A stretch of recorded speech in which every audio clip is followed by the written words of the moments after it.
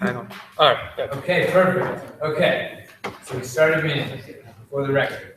So we begin, like I said, the attendance sheet I see is being passed around, and we move into the approval of the agenda. Since we have one, so can I entertain any amendments to the agenda for the next meeting? Amy? Okay, ARC has been strike, whatever. Coffee. Okay, additional amendments, Ashley? There might be two things. No, You just strike ASRF as well as the default fund. okay, any additional amendments to the agenda? Okay, seeing none, I can entertain a motion to approve the agenda as amended. Ashley, I move to approve the agenda as amended. can I have a second? Second by Zach. All those in favor, please raise your hand. 1, 2, 3, 4, 5, 6, 7, 8, 9. All those opposed? And all those abstaining? 2, 9, 0, 0 vote. The agenda has been approved. Very good. Now moving to the approval of our minutes from our previous council meeting, which was November 15th, 2016. Unless there are any objections to the minutes from the previous council meeting. Seeing none, I can entertain a motion to approve the minutes from the previous council meeting. I can entertain a motion. I move to approve the minutes from our council meeting. Okay, second. And a second from the council. Second by Zach. All those in favor, please raise your hand. 1, 2, 3, 4, 5, 6, 7, 8, 9. All those opposed? All those abstaining? The minutes from the previous council meeting have been approved. And before we move to public comment, I know we have another proxy candidate right here as a previous meeting. Did you still want to appoint yourself to the council? My name's Nico. I'm co-chief of the general manager's office. Thank you. Okay, and now we'll move into public comment. The first round of public comment will be audio only. So we'll go ahead and we'll go around the room. So any audio only is switched over. Public comment. Okay, now we move to audio and visual public comment.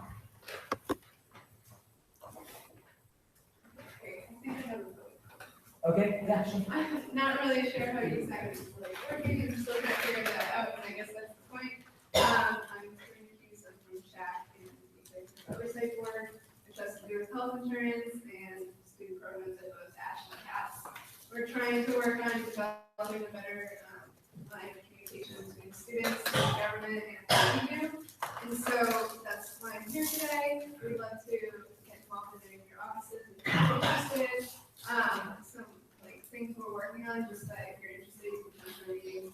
We're doing a free STI testing campaign in February. We're working on maternal care for graduate students, which doesn't really have to do with USAC, but there are undergraduates with dependents as well. And then for the executive oversight board, which has to do with UC-wide health insurance, which has to do with all these big campuses. Some notes after the election, a lot of people, there's a lot of unnecessary stress for what's going to happen in the next year. Undocumented students especially are worried about getting healthcare at ASH, which is not a concern, so we want to make sure that's clear. They'll still be confidential and private, they will be recorded. For women's healthcare, which I know is a huge area of concern right now, for whether contraceptive care will still be covered, it will be for next school year because the health insurance plan has been set in stone. So a lot of women are trying to get IUDs and getting rushed appointments right now. So we're worried that changes will happen in January, but we really want to make it clear that that's not the case for the next school year. And so again, we're just trying to open a line of communication, try to get student opinions, try to work with student governments. So you're welcome to attend our meetings, which will start again in the winter, or you're welcome to talk to me about. That's my public comment. Thank you. And also, I just have to say to the council, Karina was an appointment that the council approved over the summer. So if any of you want to connect with her committee further, please just reach out to me and I can also make the connection further. Thank you. Any additional public comment? Okay, seeing none, we will close public comment. Moving on, we have no special presentations this council meeting. We have no appointments, so we'll move right to officer member reports. So, first, before I talk about my meeting with Chancellor Block last Friday, I just want to say, I know, Sabrina couldn't be here, but just thank you to everyone, and thank you just for putting on the lunch with all our school advisors last Friday. I know that was very beneficial for myself and all the council members who were able to attend, and they're a great resource going forward. So please reach out if you have questions about navigating, various institutional structures in your offices and whatnot. And the second item I wanted to talk about was my meeting with Chancellor Block last Friday. As I told you in the previous council meeting, the presidents, myself, along with our graduate student body president, Michael Skiles, we had a joint meeting with Chancellor Block. We have once a quarter. And we had our meeting last Friday. And just to give you a brief sort of overview of some of the topics that we touched on, I'll just go into that.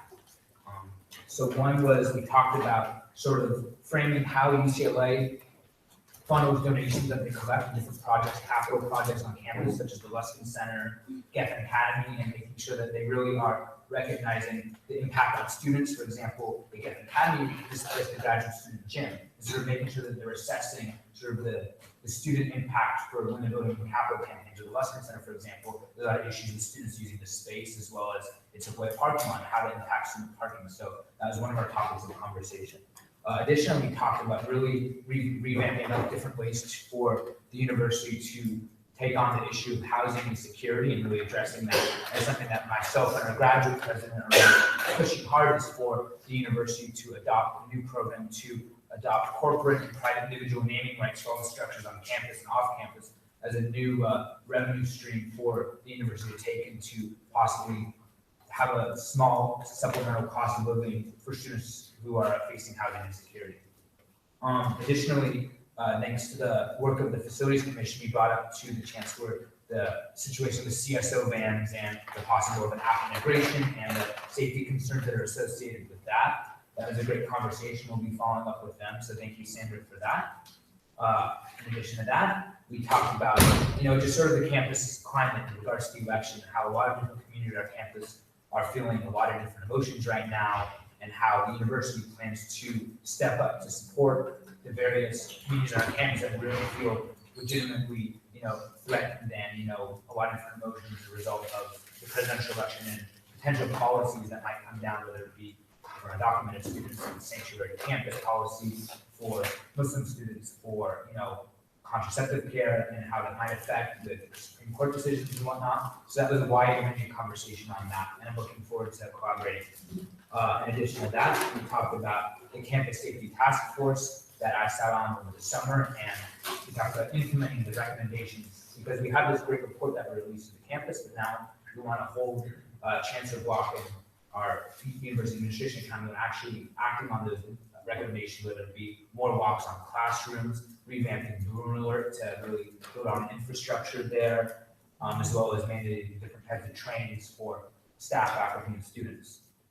Additionally, we are really interested in hearing the Chancellor's response to the recent comments by UC Regent Paddis in regards to sexually harassing comments, as well as how that relates to here on campus. Professor Peterberg is going to come back and teach next winter quarter, which is something that is really, affecting a lot of students on our campus, especially given his history with sexual harassment and how the university is going to really respond to that in a concrete way. And lastly, or not lastly, second to last, we talked about with the Chancellor about the tuition hikes that are on the rise next week. And I know Rafi can touch on that more, but that was important to engage him in that conversation about tuition hikes that are potentially on the rise and really getting his feedback on that and what he thinks about that. And lastly, we brought up the question that students feel that the Chancellor's office hours are not sufficient opportunities to engage with Chancellor Block. And what can we do to really improve on that experience? We thought the Chancellor's, we really encouraged him, and he was very receptive, along with Vice Chancellor of Student Affairs, Monroe Gordon, about having more issue-oriented groups with the Chancellor that will come to his residence, starting in winter quarter, to really engage with him on different issues that students are passionate about on campus. So we look forward to that. That concludes my officer member report. Any questions? Okay, thank you, Council. And now we'll move on. Was there any report from the Interim Vice President? Yeah, just two quick things. Sabrina wanted me to thank everyone who attended the Soul Advisory Luncheon. She thought that the event was a success and wanted, hopes that council members who attended also thought so as well. And she also wanted me to friendly, casually remind everyone to respond to her emails when she sends them out. She was very adamant about getting that message across. So that's it from the IVP office. Okay, thank you. Now we move on to the external website. Just a few quick updates. This weekend was the annual UCSA Students of Color Conference. I know that some of you were there. I do, there were some things that people are not happy about the conference. But I do really want to recognize the people that worked to send our delegation there, particularly Kevin Cotto and Lee Martinez. I just walked out of here. I think oftentimes people take these conferences for granted and just think that they're an institutionalized thing that happens. When in reality, there's people that have to order the buses and get the funding and make sure everything's in place to send 90 students for a weekend 3 times a year. So, in addition to that, I know Danny mentioned the tuition hike. The Regents right now are considering the first tuition hike in 6 years. It'll be $280. They're looking at a plan to raise tuition every year for about 10 years, at least the current proposal. My take on that is really that because tuition has been frozen and because we are in a state right now which does not truly value increasing funding to the University of California, there's little we can do to stop that tuition hike. Are we going to work against it? Yes, we are, but I think our priorities are really going to be focused on shaping the state to be ready for 2 things. Number one, the 2018 gubernatorial election, which I don't think if that election were held today, it would be in favor of UC students. And number 2, proper team reform, which is coming back. There are a number of organizations that are working on reform for that. Finally, we are planning a campaign for all of winter quarter next year, 2017 Millennials Take Action, to educate students on tangible and clear things that they can do to be advocates and activists of their own, no matter the issue. So thank you. Any questions for the EVP? Okay, seeing none, move on to the Academic Affairs Commissioner. 2 minor updates. Last week we held our academic appointments town hall on Wednesday, and we basically had appointments come in and discuss what they're working on in the various committees on the academic side. It was a very good opportunity. I wasn't able to make it as well, but my directors and chief of staff were there, but we kind of raised concerns of different issues regarding TA-ship as well as, different surveys that we're hoping to put out winter and spring quarter in terms of campus climate, academic technology related usage in classrooms. So hopefully more updates on that. And last week I mentioned that there would be a conference call on Friday, but there were some difficulties in Irvine that the coordinator had to deal with in regards to SOC. So we had to postpone that conference call, but hopefully during either winter break, we'll have that to kind of give you all updates on. And then AAC is still programming with IBP and a bunch of other USAC offices for their final study hall. So that'll be taking December 4th, but just wanted to make everyone aware of that final study hall that will be happening and recorded. Thank you. Any questions for the AAC? Okay, seeing none, move on to the Student Wellness Commissioner. Okay, so Total Wellness, which is one of the committees in SWC, their Student Run Magazine, they launched their volume 17, issue 1, so that's the first one of the year, and they're having a launch party currently, and you can pick them up at Powell or John Wooden, all over the hill. They're very well students, so please do.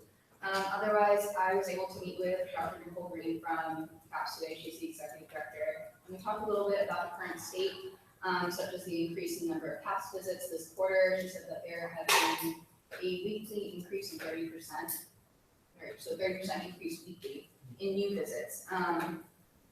Then we also discussed the UCLA Wellness Referendum Funds that are going to CAPS to talk a little bit about what's been done already and future steps as well. So for example, right now, CAPS has hired a student intern to help liaison with student voices, and they're also talking about working on videos, for example, to equip students with knowledge about CAPS and resources. Besides that, I was also able to meet with Dana Sherrod today from the LA Institute for Public Strategies.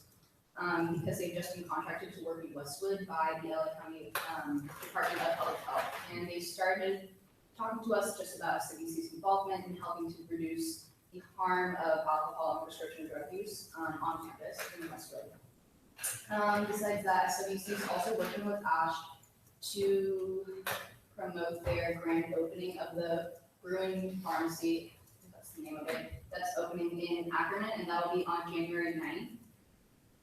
And then as of today, excuse me, SWC and ASH have finally been able to provide tampons and pads for free throughout the ASH Center on the first, second, and third floors. So we're very excited about that. And workshop applications are due tonight for Students Against Sexual Violence conference. So that's happening in January, hosted by Parent Consent Coalition. Okay. Any questions? Thank you. Now we move on to the Facilities Commission. All right, so the Facilities Commission released our transparency report for fall quarter last Monday, and so that's online and for every undergraduate student to view.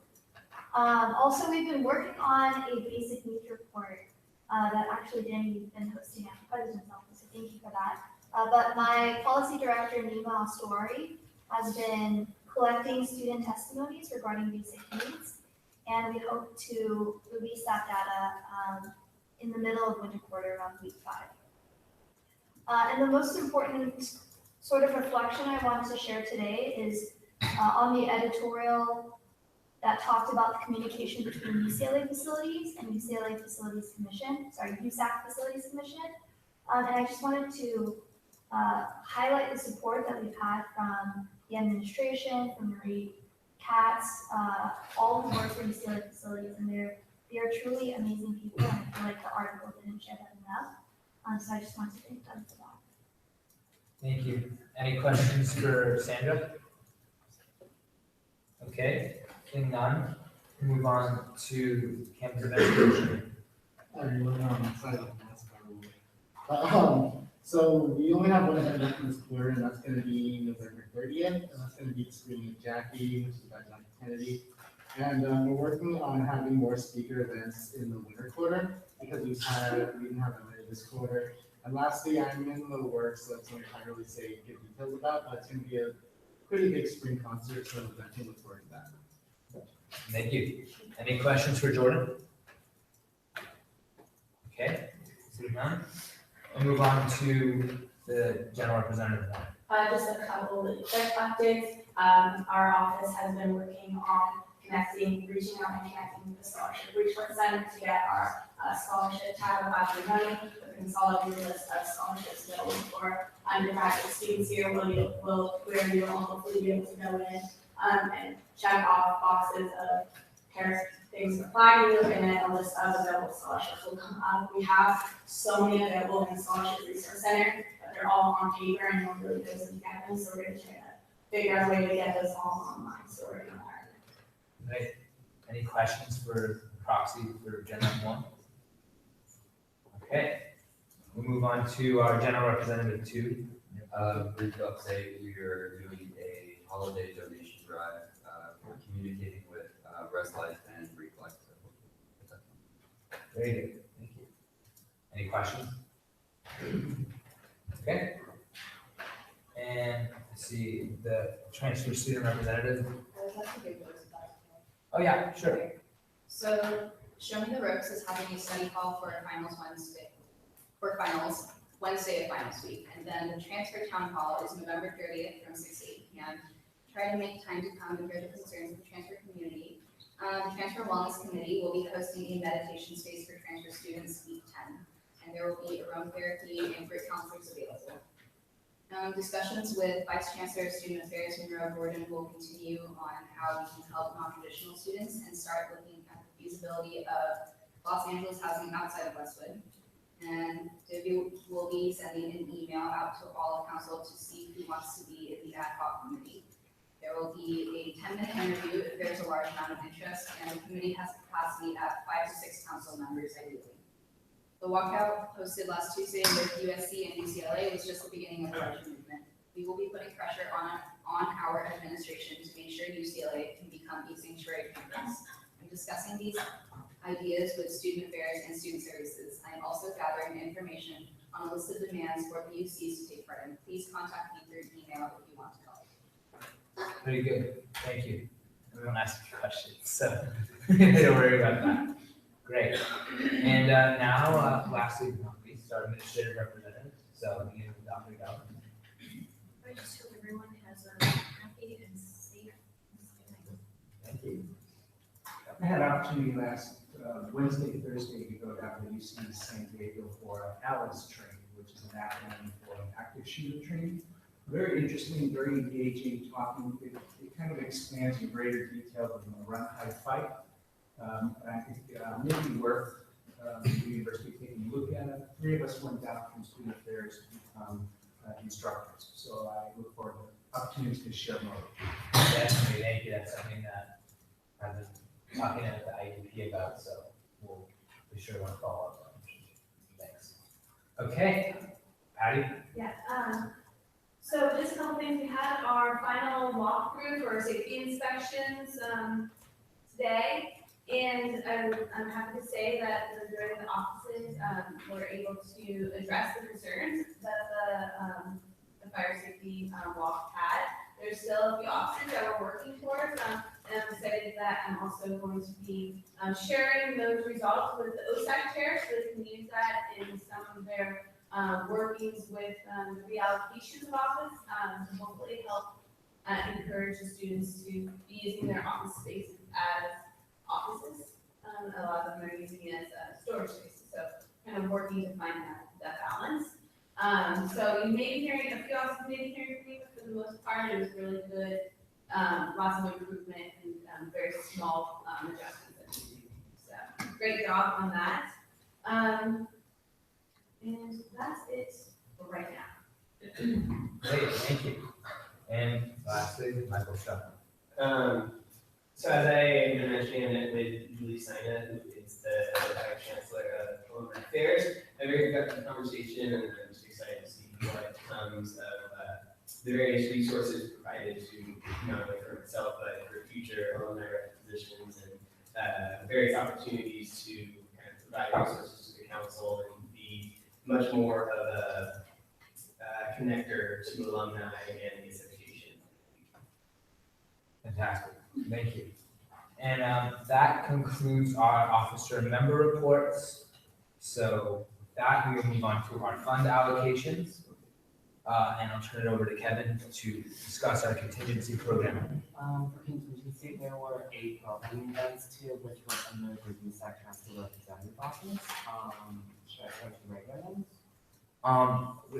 You already said the USAC, so these are the USAC. There's 2 for under TSR. 2 specifically for TSR? Yeah, 2 programming events in the deputy's office.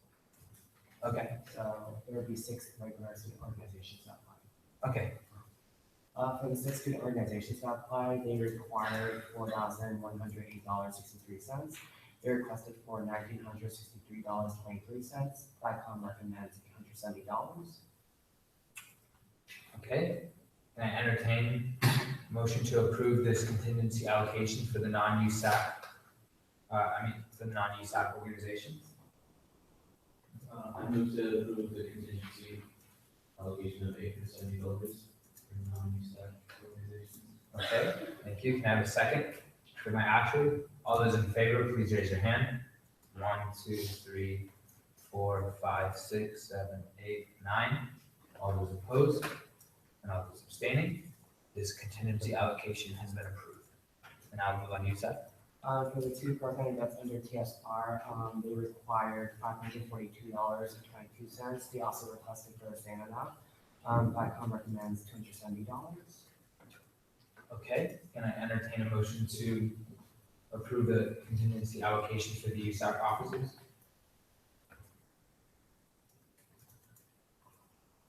Anyone?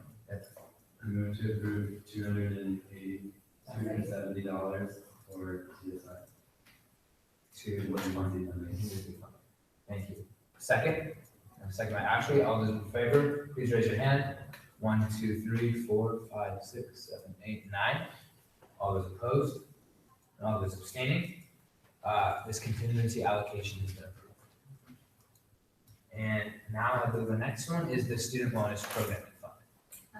So diabetes asked for $850 and we recommended $456. Partially because 850 is beyond what we need to be able to even choose to help network groups. Sure. Okay, so seeing as this is a consent item, unless there are any objections to this allocation, this allocation for the student wellness programming fund has been approved by consent. And now we will move on to the next item, which is the ASU Solar Board of Directors Programming Fund allocations for winter 2017. Okay, hi everyone, I'll be giving you a presentation for the allocations. So there were a total of 33 eligible organizations, so that was the deadline and they had their supervisors approve it. And a total of $353,910 was requested, and we are going to allocate $90,010.20. Okay, so we can entertain a motion to approve this ASUCLA DoD programming fund allocation for winter 2017. Any motions on the table?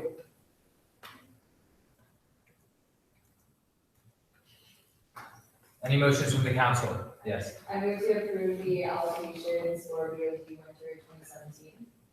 Okay, second. Second by Christina. All those in favor, please raise your hand. 1, 2, 3, 4, 5, 6, 7, 8, 9, 10, 9. All those opposed? All those abstaining? The ASUCLA Board of Directors Programming Fund allocations for winter 2017 have been approved. Thank you. Okay. And lastly, this was a USAC discretionary funding allocation. Just to kind of bring you up to speed on the USAC, I put this on the agenda because when we discussed the budget over the summer for USAC discretionary funds, we decided to shift the funds that were designated as USAC secretary, which were usually reserved for the president's chief of staff for stipends for them. And I thought that being equitable for the entire council, that we should move that to the general discretionary fund. So for each of the officers, especially those who don't receive funding sources, if they are going to be requesting stipends for their staff, so their chief staff to have that ability. So I want to move that to discretionary, so each of you offices have the opportunity to request those funds instead of it just being under the president's office, which I thought was sort of not a good allocation of funds for the association. So with that being said, I wanted to vote on an allocation for one of my chiefs of staff beginning next week. Considering that our pay period is until May 20th, which is starting, if you include next week and all the way until the end of that pay period, that's 18 weeks. And given that our financial guidelines say that a maximum of chiefs of staff for USAC offices can receive per week a maximum of $100, and then starting $105 due to minimum wage increase in January, I wanted to submit a request for my chief of staff to receive funding from our discretionary of a stipend of $80 a week, starting next 10th week until the end of the pay period, May 20th. And that would amount to $1,440 if you go off that pay period, if my math is correct, which I believe it is. So that's just the allocation I'm putting forth.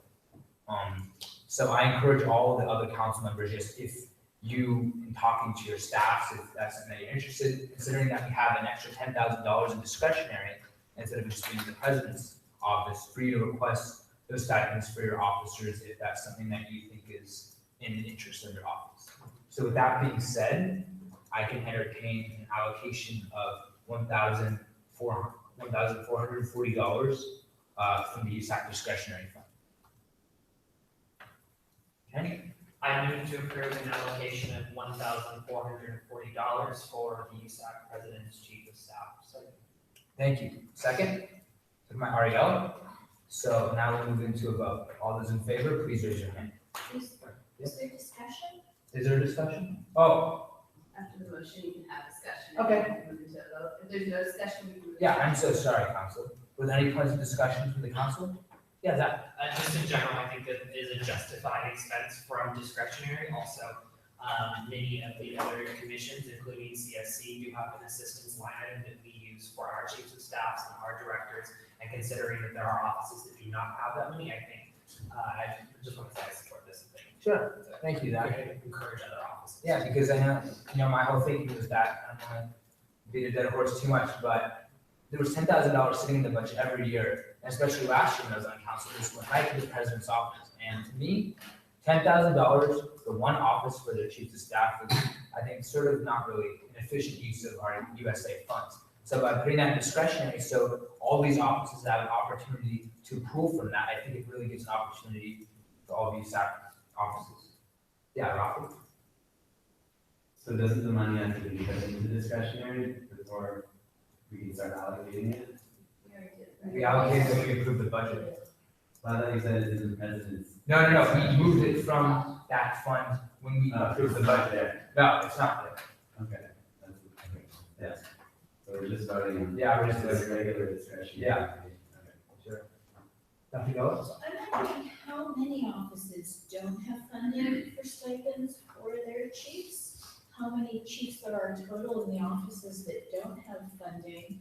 And if it might not be equitable to change the movements, instead of just funding one and encouraging people to come forward, that perhaps it being across the board funding for all the chiefs who are in offices that don't currently have funding for stipends. Yeah, I think that's something that we should think about as a council more, to go back to different offices, and if that's something that, based on whatever circumstances within your respective offices that is, then they can come forward with that. You know, kind of my interest is that, you know, I talked to my chiefs and I sort of thought like, hey, given circumstances that they were in, that this would be an appropriate use of our funds. So I think that if other offices want to go back and consider this, they should do that. But I think for tonight, the approval of this one specifically, I think is acceptable, but future ones, if they want to do like a more larger line item for that, then we should totally consider that for sure. Is there enough that if all the offices that don't have funding for their chiefs were to get a similar amount, that the 10,000 will fit all of the offices that would need it? If it was all the offices that didn't, then no, it would be more than 10,000. And depending, like, for example, the maximum amount that, according to financial guidelines, that I could request is $100 a week and then 100, but I chose to go with $80 a week, just in terms of, you know, other offices not to, and just given my conversations with my chief, that would be appropriate, so that other offices feel like they have an opportunity to pull from that as well. Jordan? Just saying to my knowledge, I think 80 a week is minimum pay chief of staff in any of our offices being paid right now. So Really? I didn't know that, because, I just went off the financial guidelines and then. almost double what mine is. So Really? if you want to make this able to accommodate every small office that doesn't have payment for the, or doesn't have, you know, stipends set aside for the chief of staff and the directors, I think 80 and we might be a little high. Okay. So, I mean, if it's just for president's office, yeah, I guess it's fine, but I think if you want to try to generate some transfer and everything, you might have to go a little lower than 50 a week.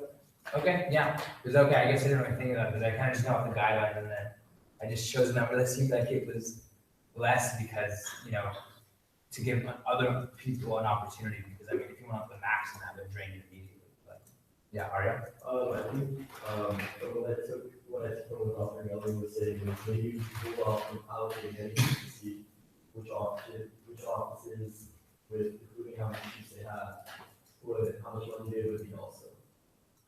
Okay. Just also go off that. Yeah, point taken. I agree with that as well, and also have 3 chiefs and stuff. So like, I would have to, you know, once that was allocated, I'd have to allocate it within the, I'm sure, like, you know, this place, some other offices, multiple, or some, you know, might not be as involved as others. So I think that's a conversation that we first need to have with our chiefs and then bring back to the council table. Okay. And I think it's fair to look at what other places on campus do. So, if I'm being fully transparent, the chief of staff and assistant commissioner from CSC are maxed out at 100 a week because we have time cards and submit, and they all do over 30 hours a week. And USAC bylaws has it at the minimum wage times 20 as the max, which is at $100 or something, or it was something like that, yeah, like $100 minimum. Also, there are other parts of campus and departments that provide students a living working wage, oftentimes above $12 an hour. And I think it's fair to take that into account as well. But to be transparent, because even when you said 80 hours, I thinking to myself, oh gosh, I maxed out hours just because we see the work, we have them submit the time cards and see the work that they're doing as well. So it might be a good idea to do like a week pilot, have people submit their hours and what they've done as well to assess kind of where to come into that. But I think kind of doing it arbitrarily based on our assumption isn't the best because we also don't see the time that they put in as directors and as chiefs of staff in addition to just the time we work and see with them as well. Okay, fair enough. So then, in that interest, then maybe I'm going to circulate sort of like in prep table this maybe for next meeting, and then think about collecting all the different chiefs of staff, and then sort of those of, I'll try to maybe send like a Google form or something like that to all the offices and see who collects it, and then we can sort of come up with the math from there, given what we have in discretionary right now. Rob? I agree that there should be a system that addresses for everyone and equitable, but I don't agree that a system that asks its own employees to value their own time, what they think it's worth, is going to be a fair system, because some people are going to value it at more than others, and some people are going to say they're working many more hours than others are. I think it depends on maybe the office. I definitely think that like CSC work is probably much more trackable by the hour. I think that I don't think asking them how many hours they work. I don't know how many hours they work. Now, I guess in that, putting in that perspective, it's kind of, you know, considering that this is going to be someone's wage essentially that they're earning, for us to make that determination. I don't know if we have a good solution to that right now, other than like tabling this and going back and talk about it more. Are y'all? Perhaps with the alumni representatives, do we know how 20 hours a week was established for council members? Yeah, so, that is what part-time student workers can work up to 20 hours. It's the standard amount that you usually supposed to work as a student employee, and sometimes students choose to go over, but, for working hours, it's 20, and we wanted that to at least be tied to minimum wage. And so that was the vote that was for council members, so it's 20 hours a week at minimum wage. And we took the same percentages that have currently been in place for the various other positions and just worked the percentages out for the chiefs of staff, for the other funding directors. So it was the same, it was just a percentage based on your salary, your stipend, and then proportionately down for the other positions. So that's how it was figured out. Okay. Any more points, you know? Yeah, and it's not just like putting a value on their work itself that's been going on right now, but you also have to take into account the opportunity cost of what can they be doing instead of working in this office, and will that be a good enough incentive for them to work hard in the office? If they have even, say like $30 or $40 a week, although I believe that's under minimum wage, I feel like it's one better than nothing, and I think they can make that commitment to at least hold themselves accountable for the hours they do put into the office, and in that way, I mean, it doesn't have to be as strict as the CSC time cards, I guess, but I think chiefs of staff, we have a discussion about how they can hold themselves accountable for walking the hours, and that also gives us better organization of who's actually putting in work into it. And that's something that my office is currently working on for next quarter, is to have accountability, of course, for directors and chiefs of staff and myself. So just to build transparency, and I think if we can at least communicate with the offices well enough, we can kind of ensure that opportunity cost is equitable, that people aren't sacrificing, having to work a certain number of hours to put food on the table and pay for their tuition just to be working in an office. I agree, and I think it's kind of like going into like having an across the board mandate of how different chiefs in different offices is something that I don't know how successful it would be, because in the intricacies within each of the offices are so different, like how Gen Rep 3 is run versus AAC or whatever, or these different offices, so to, make a uniform system, I think would be difficult if you don't want this like one size fits all for the offices in terms of like putting accountability. I think that might be something that might be served better internally to make a decision from each of the council members, but I totally, to go back to like our original point is like revisiting like for next week's council meeting, maybe like determining all the chiefs of staff who want to request stipends for their chiefs, and then given that amount that we have in discretionary, we can determine the allocation. Yes. I think the best way to move forward with this, that's not going to create fighting over who should get more money, that's rational, and you want to do what we're spending on, is dividing up the $10,000 by the total number of offices which do not have stipend to chief of staff, and set that as the maximum that any of them can apply to. Other than that, I think you're going to run into a lot of, well, you're not breaking that much, you're not doing as much, or at least you could go on and on about accountability and transparency. Okay, that's an interesting point. Any other points, or I'll entertain a motion to the table. Patty? I just wanna, second, I like that idea of just dividing, the 10,000 based on the numbers of offices that don't have assistant lines or, access to referendum funds. To then be able to use that on assistants, and then they can choose, do I give smaller stipends to 3 of my staff? Do I give a larger stipend to 1? And, they can make that determination internally, which works best for their office. Okay, interesting. Ashley? I think just to get a perspective of it, just going off of like what's listed here, there's still 8 offices that need it, so 10,000 by 8 would be respectively $1,250 per office that you all can distribute amongst yourselves, depending on what your discussion you want to use, if you use the staff or like direct appointments or something along those lines, because they also work as well. Okay, so 1250 is that number you may think about.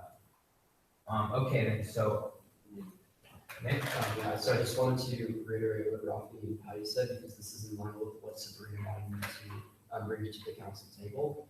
She feels really strongly that if we go through with this allocation, that every chief should be stipend for the office, so it shouldn't be a subjective basis. But thinking like one step further too is that just keep in mind that these are student fees from our association used in terms of the stipend. So it would be council's best interest to like explain the stipend parameters in general. But I just wanted to really reiterate, because Sabrina felt strongly by saying that if we go forward with this allocation, that it should be equitable for every office who doesn't currently have a funding model.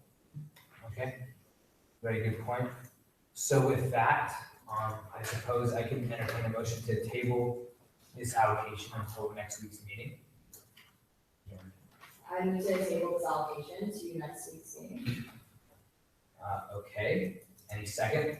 Think my Ariel, all those in favor, please raise your hand.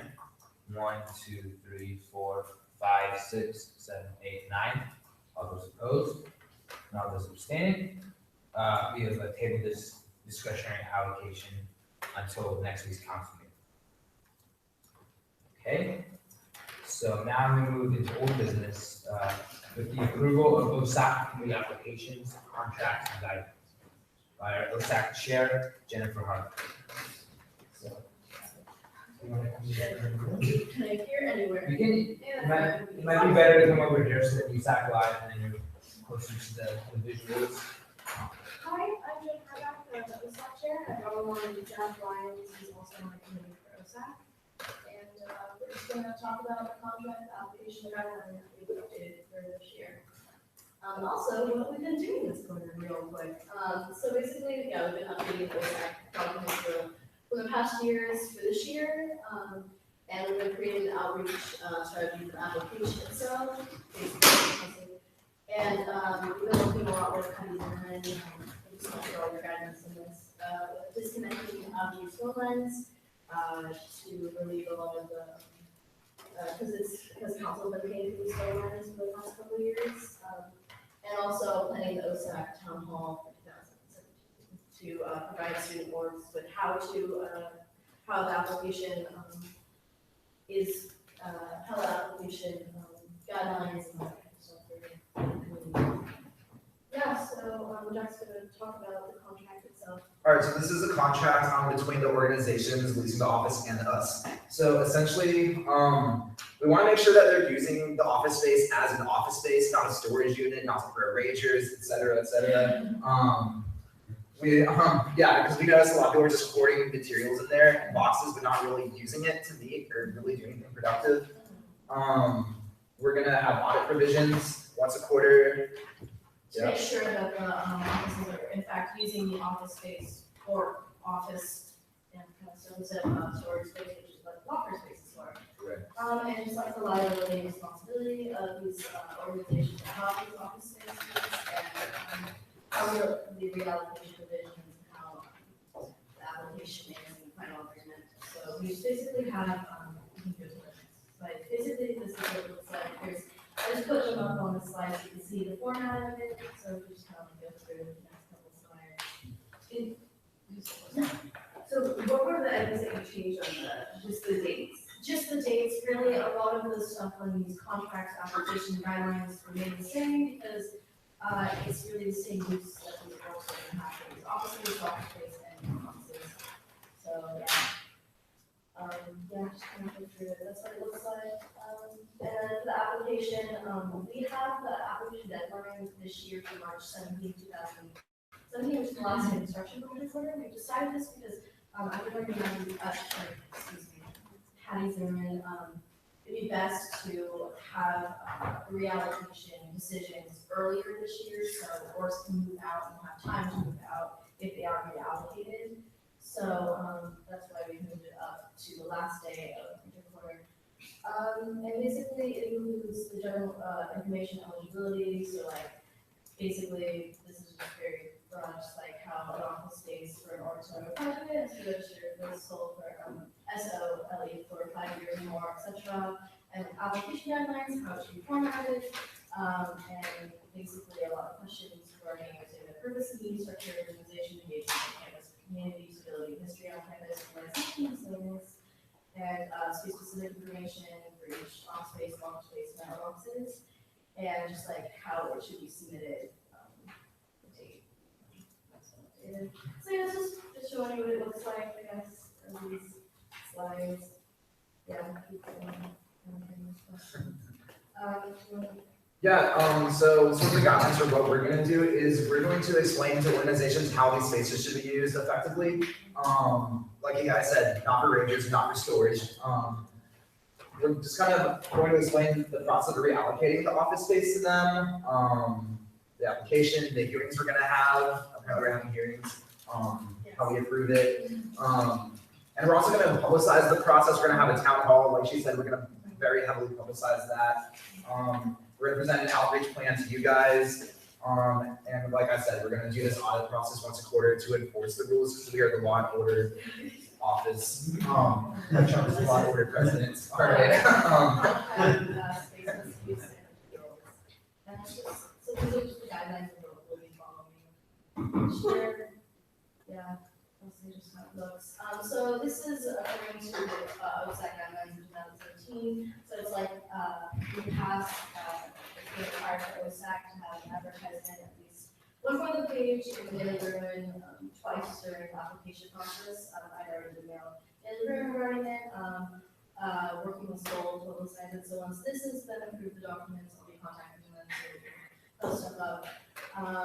Also, we'll be notifying each group that has an office space currently that the reallocation process will be happening this year. Also, town hall, which we've already planned, we've applied for funding for the event. And yeah, and posting up on the USAC website a link to that once it's been approved. And what else have we been doing besides what's in the guidelines? Also, social media. So basically, we created a page for USAC. So posting about reminding people that application is coming up. So we have an event for the application deadline, and for the town hall. And also, we have a Twitter now. So follow us if you haven't more. Don't be afraid to add us. Yeah, cool. Also, just like links to Facebook page events, printed report, and marketing plan. And any questions, suggestions? couple of weird questions. So you mentioned the first slide that OSAC is planning on discontinuing some of the phone lines and redirecting those funds. Does the community know into what avenue those funds be redirected, or do you know who has jurisdiction over those funds? Is that a Patty question? Yeah, just probably more of a question for me. So, currently the phone bill comes out of your overhead. So any remaining funds in overhead would then revert to the student calculation at the end of the year for next year. So, if there's leftover funds, it would then probably go into surplus from this year if there's leftovers, but, that's where they're coming from. So we're most likely keeping all the council phone lines, that would be a project where if we're thinking of consolidating that in the future. There's just a lot of, but, there's essentially an office line in each of the student boxes, and there's not always an active phone in each of those offices. So we're paying a monthly charge for a phone that might not be in use,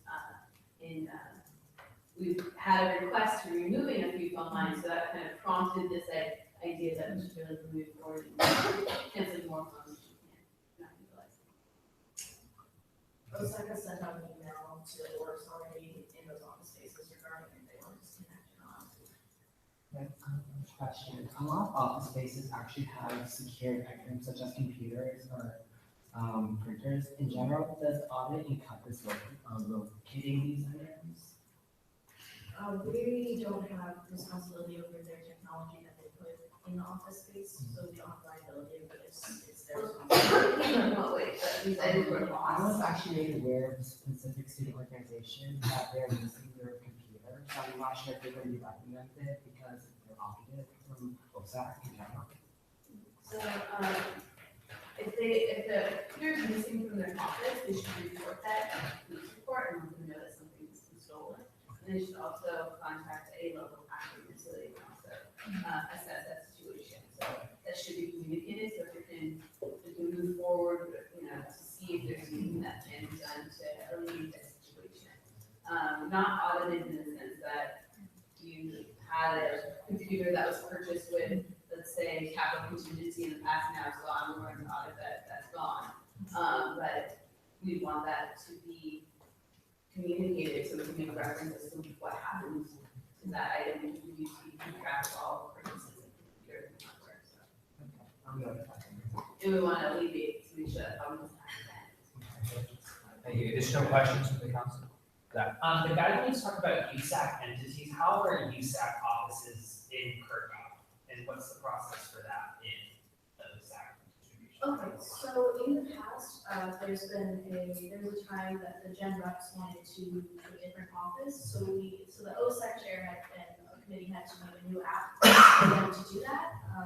And unless the USAC offices or the council wants to change offices, there's no reason for us to have an application for that this year, unless specifically one office wants to move to another. Thank you. Additional question, Amy? Two questions. The first one, we were talking about student office space, that's like all in Kirkuk, right? Yes. Yeah. Okay. And then secondly, my one concern with saying that the spaces can't be used as storage, I understand if it's a fire hazard, in terms of it's like blocking pathways or windows or whatnot, but a lot of students, take that into consideration when they are storing things, only because there is nowhere else to store things for their organization, and they don't have the funds that we as USAC have to pay for storage space or whatnot. So I just don't want any student groups, like, for example, I play in the Tomahawk Filipino office, they put a lot of things in there for their culture nights and whatnot, and I just don't want them to be outed because they can't, pay for the storage space. Absolutely. I mean, it's.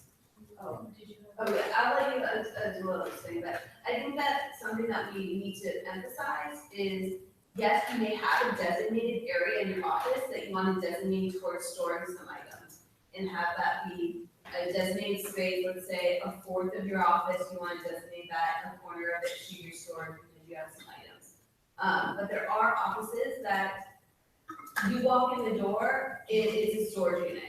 It's clearly there's no space to have a table or have productive office work done in that office. You can't even physically get to a desk.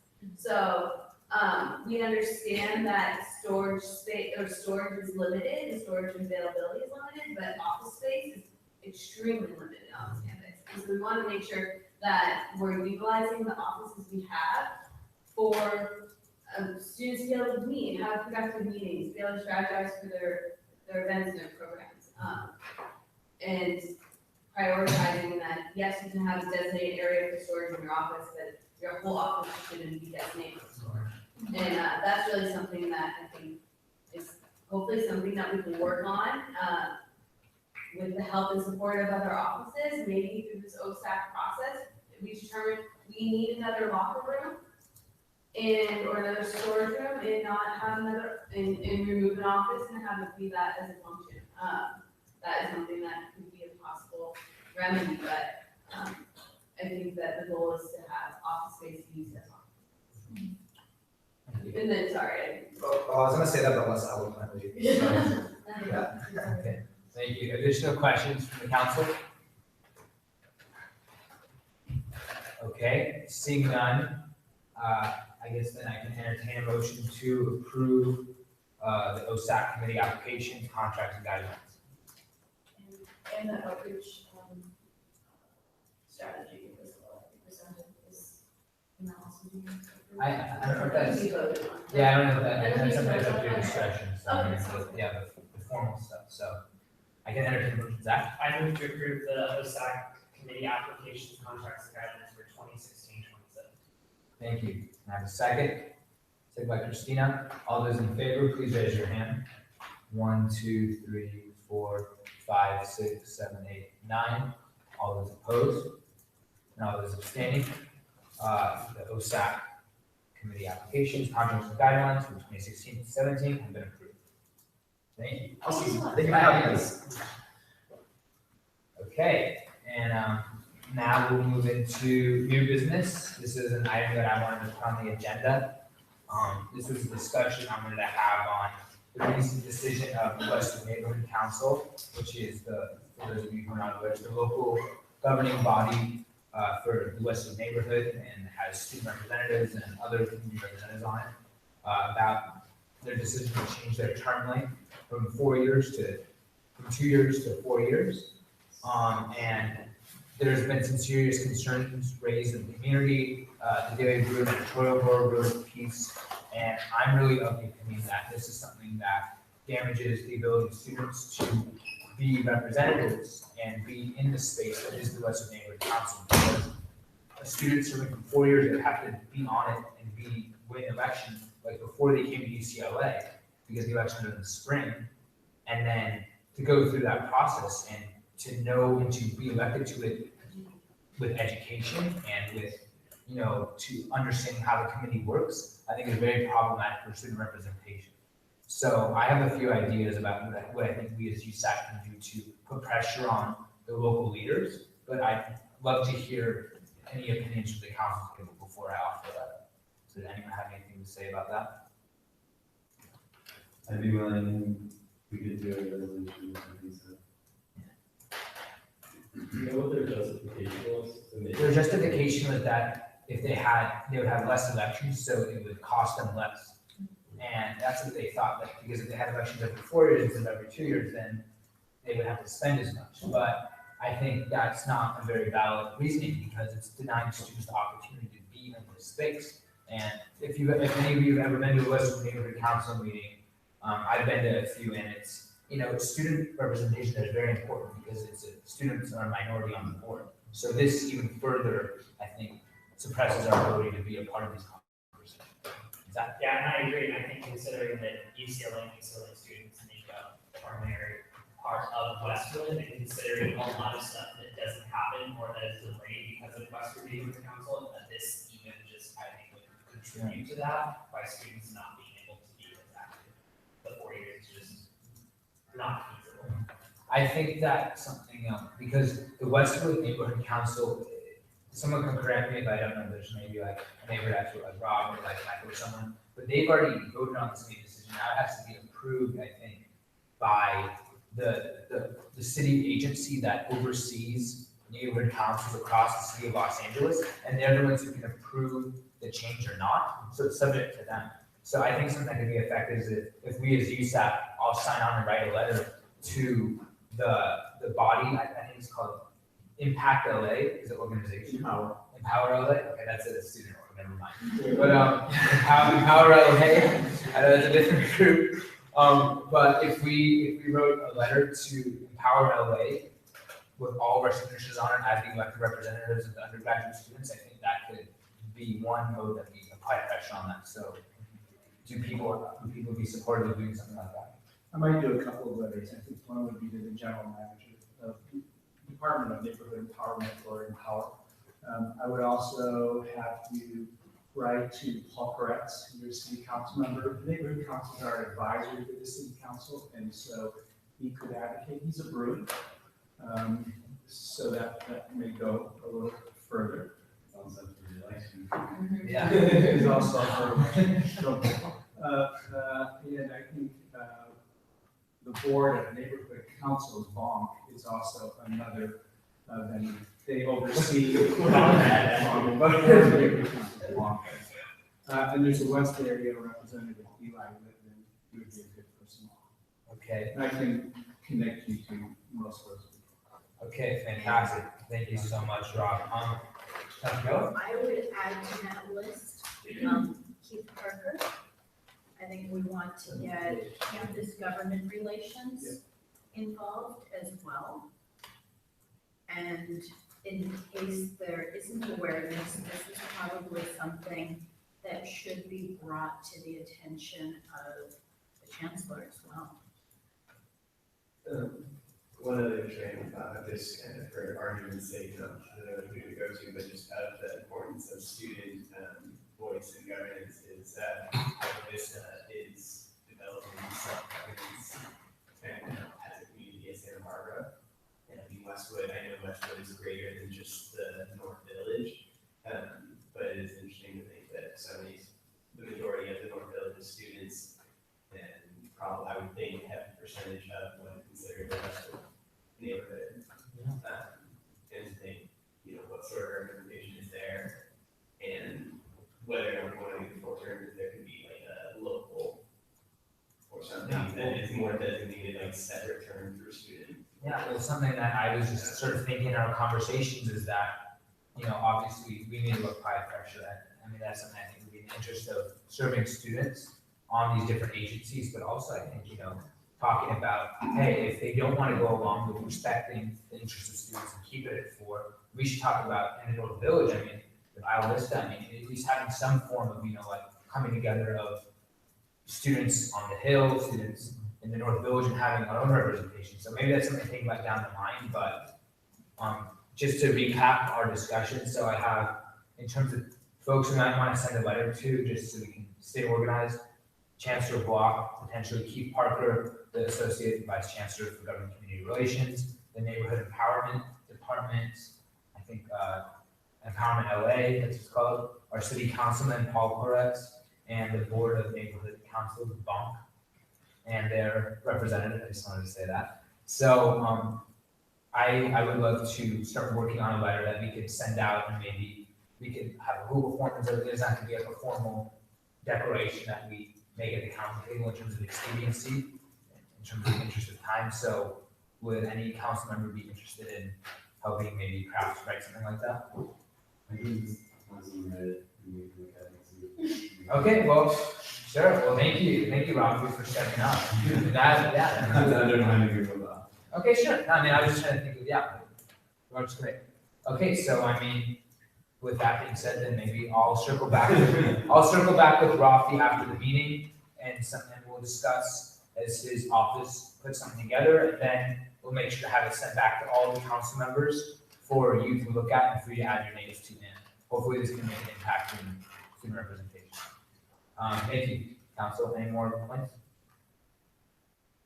Okay, then we'll end this discussion. Any announcements from the council? Actually, that's so these aren't necessarily related to my office, so I want to wait until these announcements.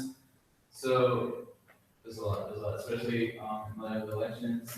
A lot of students don't feel safe on this campus, and that was something even pre-elections that was true. And it needs to be recognized that a lot of students of color, especially after electing into office, xenophobic, racist, homophobic, misogynist, whatever you want to call them. I feel like they're facing a blunt of, or the majority of the discrimination after those things have happened. And, especially members of the Muslim community, Sikh community, a lot of communities on color are being affected. And this past weekend, I actually had the privilege of attending the Students of Color Conference, which the main topic of interest was anti-Blackness. A lot of us didn't know that. There was a lot of co-opting of different movements, including that for the undocumented students, UNHCR, the No Dakota Access Pipeline, as well as many other movements, and that's what caused a lot of the drama that happened. There was an action Saturday morning, which literally happened 2 hours after the conference started, and there was very little preparation for how people can actively be allies for the Black community, as well as how that action was led. So it's not Rothy's fault. It's not any of the organizers for the EVP office's fault, but I think it's just a general lack of communication around the board and a lack of preparation on how to be an ally, I guess. So I think one thing I want to really encourage council, unfortunately, despite many other people on council being, students of color, I was the only student of color that was also a council member at the actual conference, and that's after I was waitlisted too. So I mean, I think it's really important to have leadership at these things, and it's also important for us as students of color, as being allies. There's a lot of allies that went to take that commitment to actually hear out the issues of students of color across campuses, not just ours.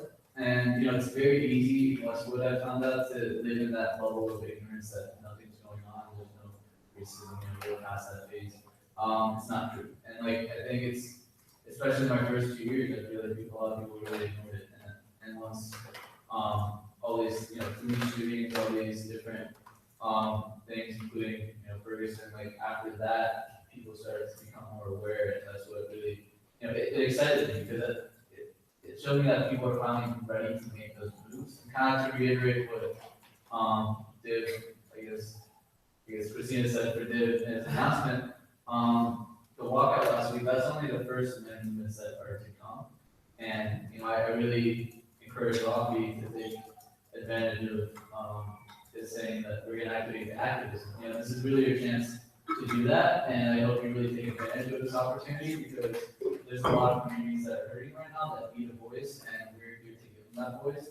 So hopefully we can do that. I learned a lot going to SOC last year, and that's actually what motivated me to run for office, is because I found a space that was actually, that I found safety and comfort in, to actually voice the issues of my community with other, motivated leaders across campus. And when I came back here, I realized the difference between what I'm supposed to be doing as a person of color and what I really do feel. And, a lot of times I do feel silence. And I felt like the only way I can give myself a voice in my communities is by running for office. And, being that, I guess metaphorically handing that community the megaphone so they're actually heard. So I want to not only provide that comfort and that space for students on this campus as it should be inclusive, it should be safe for all students. Students shouldn't feel discouraged from approaching UCPD officers about any needs they have, but unfortunately that is the case, especially for a lot of Black students, a lot of students of color. Look around you, there's not a single Black person in this room. That really goes back to the question, are we really representing students? And it's not necessarily that we all have to be from that community to actively represent them or have their voices be heard. So, a lot of times it's maybe we don't know how to be allies. That's something we really can learn, but it's not up to those communities to come here and educate us about what we do, and that's what SOC is. It's really a space for communities of color to come together and organize and speak about those issues and just empower each other.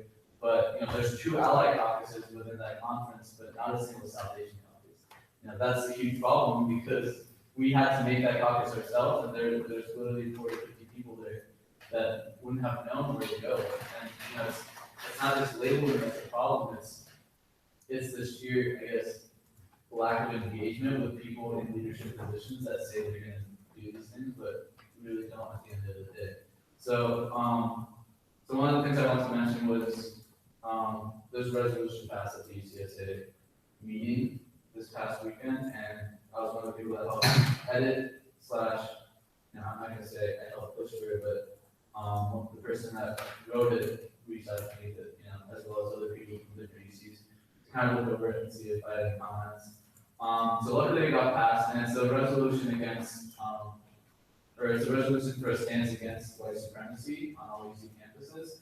And I won't read the whole thing since it's 3 pages long, but there are certain bullet points that I really want to emphasize, just because we're all, even if you don't know, we're all members of UCSA, because, one, depending on the school, 1 to 7 members of the student fees go towards UCSA. So in that sense, we all have to abide by the resolution because it's been passed for all the UCs. So, start off, let it be resolved that UCSA stands in firm opposition to the principles of Islamophobia, homophobia, xenophobia, anti-Semitism, elevated during the presidential campaign. Let it be further resolved that we will resist any measures taken to disenfranchise undocumented students, students of color, students who identify with the LGBTQIA+ spectrum, differently abled students, students of all religions and belief systems, working class students, and marginalized people in the broader community.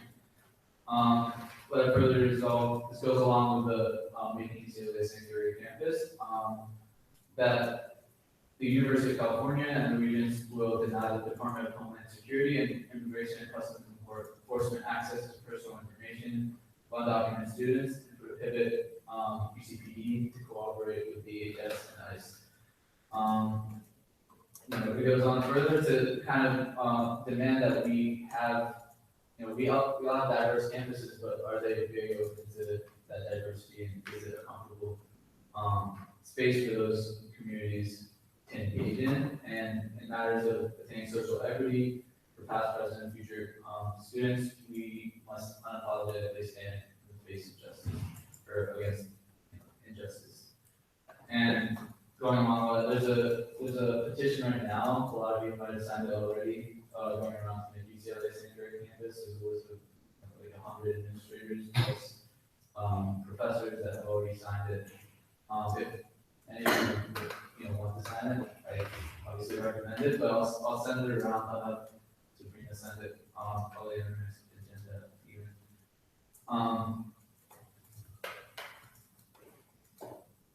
But yeah, and going along with that, hopefully, just because we're in a certain office, it doesn't mean that, we're tied to only advocating for a certain group of students. We're all here to kind of reach out to the different communities, and like most of us, if not all of us, have said we're going to do that. But a lot of communities feel underrepresented, feel like they haven't been heard, and it's already been a quarter. I understand a lot of offices are still getting, their structure together and everything, but, next quarter, I hope, we take those initiatives for ourselves, because, we could be in office for a year and be out of office, nothing will happen with us, but, that's a full year of opportunity when we could have been helping pull other communities out of, the different, states of oppression that they're in.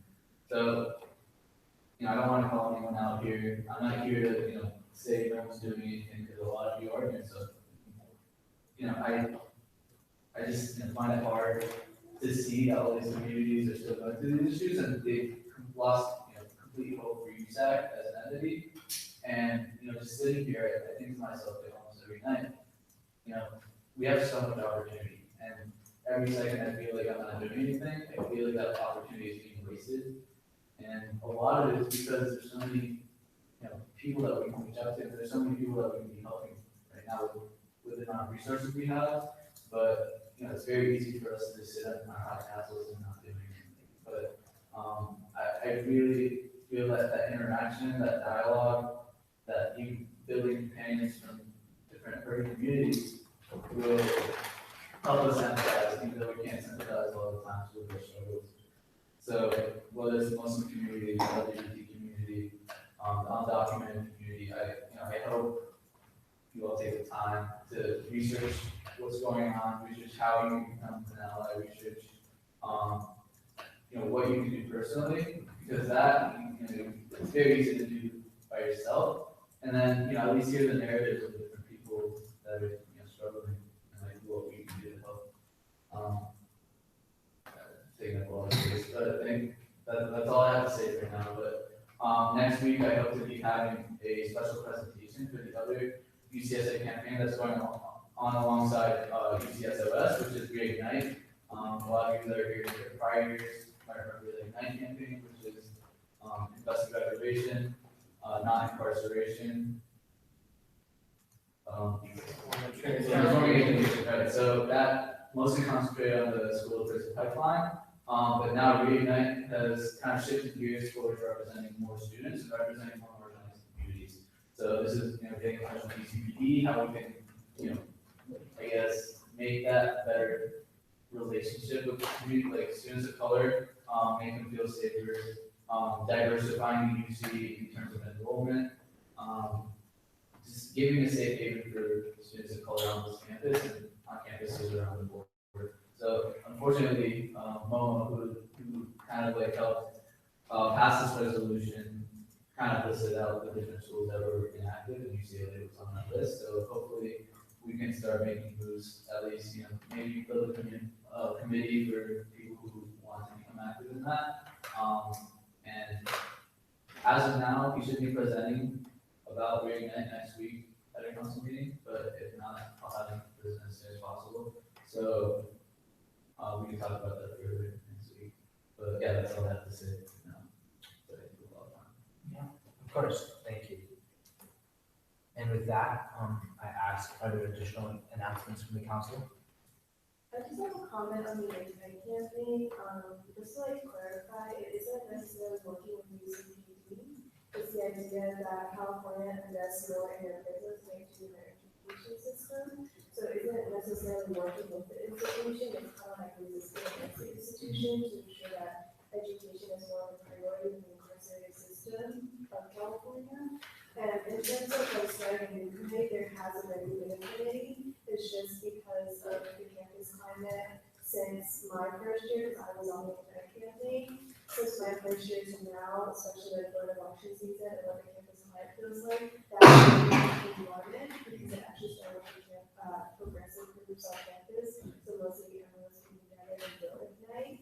And then because of how elections been panning out, everyone started to feel unsafe on campus, so everyone went to join it again. But there are several people still working on it. So if you want help, I can connect you back to all the people that used to work on it. It's just everyone just doesn't feel safe right now. When did you become donor? My first year was very active. That was the year that it was huge. It was passed. There was a huge campaign on it. My second year is when I started to see it. Okay, yeah, just to give you some background, so this is Reignite, this is the revamping of that campaign, so it's a little different. It does include engaging with UCPD officers, and the thing about this campaign when it was passed is, there's a little controversy over how Congress went. So UCSOS won by 1 vote, I think it's 6-5, and Reignite got 5 votes. There's actually kind of a turnover where they argue that, can we pass both campaigns? And UCSA said yes. So that's why both campaigns are on the board right now. They're both 2-year campaigns, so Ignite lasted 2 years. The reason it kind of fell off the board is also because they reprioritized towards the tuition hike. So a lot of the resources that are going to Ignite kind of were reallocated towards that. So that's why they also ran Reignite, is so that we can go back and say wait, you're forgetting about the communities of color.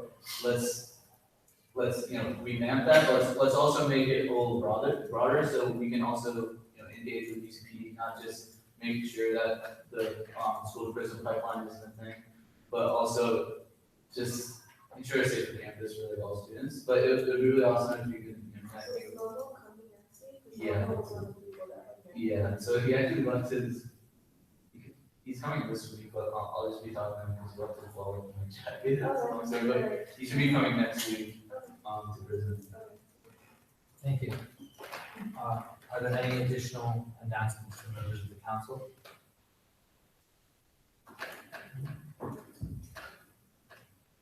Okay, with that, thank you for the announcement, Leon, and giving us a recap of everything. And we'll move into the signing of the attendance sheet.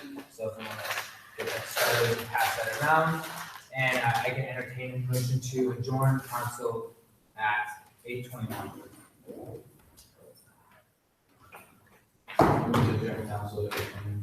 And a second?